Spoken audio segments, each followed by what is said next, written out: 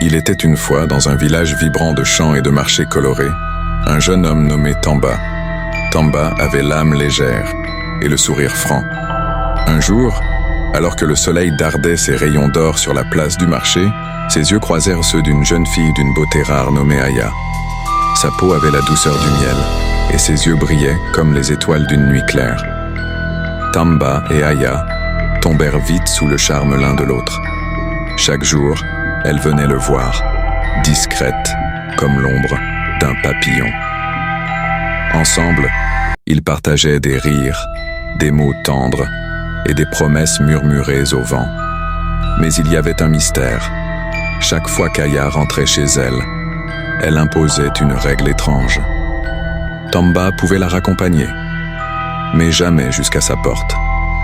À bonne distance, elle pointait du doigt une maison au loin, murmurant simplement « C'est là ». Le temps s'écoula ainsi, entre rendez-vous volé et adieu à la lisière des chemins. Puis, un matin, Aya ne vint plus. Les jours devinrent semaines, et son absence pesa, comme une pierre, sur le cœur de Tamba. Son téléphone demeurait silencieux, comme si le vent lui-même refusait de porter ses appels. Accablé d'inquiétude, Tamba prit son courage à deux mains. Il décida d'aller jusqu'à cette maison qu'elle lui avait tant de fois désignée du doigt.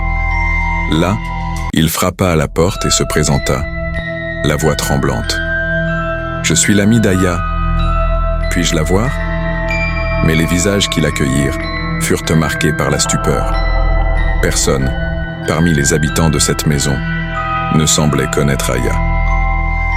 Après de longues minutes de doute, la maîtresse de maison, les yeux embués de souvenirs, finit par murmurer « Il y a bien eu une Aya ici, mais cela fait plus de 20 ans qu'elle a quitté ce monde. » Pour preuve, elle sortit une vieille photographie jaunie par le temps.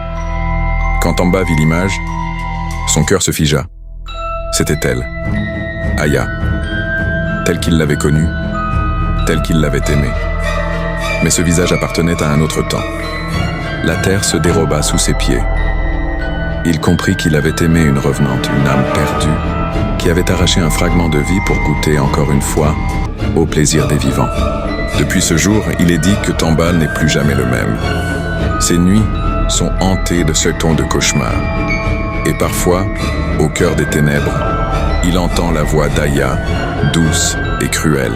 « Tu m'as laissé seul, je reviendrai. » Et si vous vous promenez au marché à la tombée du jour, prenez garde. Derrière un sourire éclatant pourrait se cacher un fantôme ancien, cherchant une nouvelle proie.